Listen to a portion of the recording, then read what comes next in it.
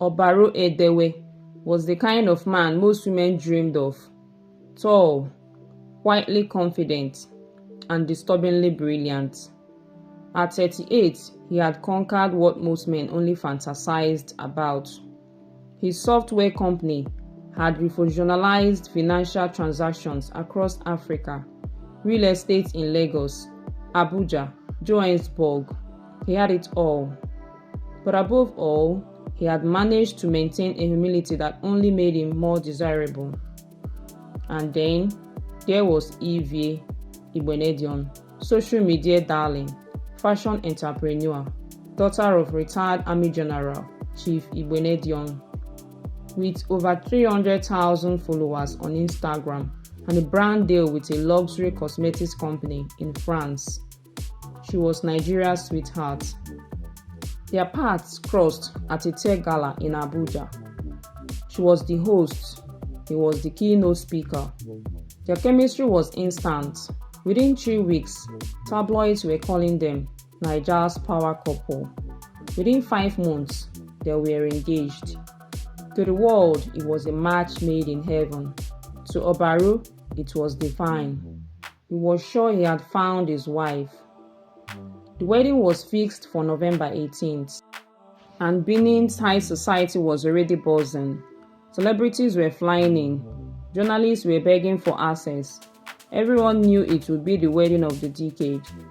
What no one knew, not even Obaro, was that a storm was brewing beneath Evie's designer dresses and flawless smile. Evie sat in her Lekki apartment, glass of wine in her hand, legs stretched across her cousin, Efe's lap. "So now the pre-wedding photo shoot next, abi?" Efe asked, giggling. "Yes, Jare, we will do the shoot in Zanzibar. His team is already arranging everything. The private jet leaves Thursday." Efe raised an eyebrow. "You still dey talk to Tosan?" Evie's lips curled into a wicked smile. "Not just talk, sis. We spent 2 nights together last week. Obaro was in Port Harcourt for business. Tosan flew in. The boy still dey set body." Efe looked around and lowered her voice. "And what if Obaro finds out?" Evie laughed. "He won't. The man worships me like a goddess. That kind love dey blind. Plus, he's boring. Tosan excites me. Obaro is for status. Tosan is for pleasure." What Evie didn't know was that the housekeeper, Lucky, had just walked past the slightly ajar door, and he had heard everything. Lucky battled with the information. He had worked for the Igbenedion family for 4 years, but Obaro had always treated him with kindness. He even paid for Lucky's mother's surgery. That night, Lucky found the courage and reached out to Jide, Obaro's childhood friend. "Sir, I know say na serious matter o, but e concern Obaro. I hear something wey fit ruin his life." Within an hour, Lucky was in Obaro's GRA mansion, shaking as he narrated everything. Obaro sat in his home office, trying not to let the rage eat him alive. "You dey sure of wetin you hear?" Lucky nodded, word for word, even mentioned the guy name, Tosan. Obaro said nothing. He picked up his phone and dialed Jide. "Trace this guy. I need everything. Fast." Within 48 hours, Jide had everything. Pictures of Evie and Tosan at a luxury resort in Warri. Voice notes, WhatsApp chats. One message from Ivy read, "Once I marry this Momo billionaire, we go run things proper. He's already giving me access to his private account." Obaro felt something inside him shatter, but he didn't scream. He didn't rage. He planned. The next few days were a blur of fake smiles and secret meetings. Obaro told no one, not even his surrogate mother, Auntie Roselyn. Instead, he coordinated with lawyers, hackers, and security. He made sure every guest would be seated, cameras would roll, every second would be documented. The morning of the wedding came. The skies were clear, The presidential suite at the hotel was buzzing. Ivy was radiant. Her bridesmaids danced and sang. But underneath her beauty was a mind calculating how soon she would start liquidating. Barrow stood in his custom-made white suit, looking like royalty. His face calm, his voice steady. As Evie walked down the aisle, everything slowed. She looked into his eyes and saw no suspicion, but she should have looked deeper. The officiating pastor raised his hand. If anyone here knows why this couple should not be joined in holy matrimony, speak now or forever hold your peace. A breathless silence. Obaro stepped forward. Yes, I have something to say.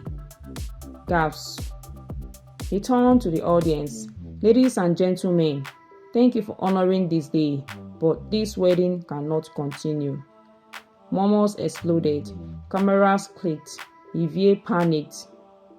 Obaro held up a letter folded. This contains evidence, screenshots, recordings, photos that prove this wedding is a setup, a betrayal, an emotional fraud by the bride and her lover, Tosan. Evie tried to interrupt, but security approached her. Her cousin, Efe, was already being escorted out.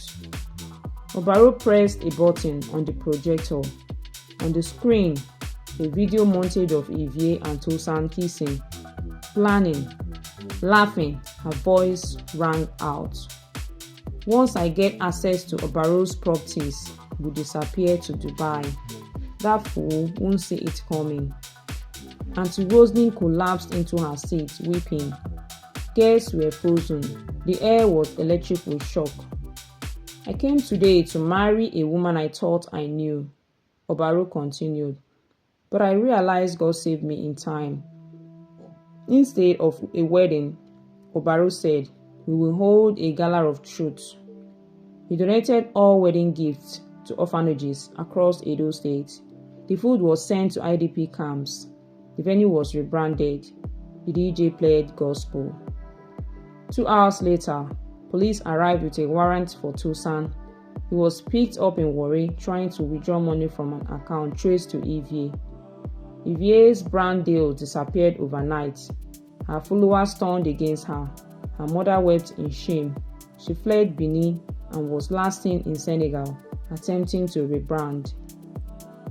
Obaro used the media buzz to launch a foundation for betrayed spouses. He became a motivational icon. His TED Talk, The Price of Silence in Love, went viral. His business tripled. 2 years later, he married quietly a woman named Miss San, his PA for 6 years. Simple, wise, and loyal. Their wedding had no cameras, no guests, just love. Moral: don't rush into glamour. Some gold shines only in fire.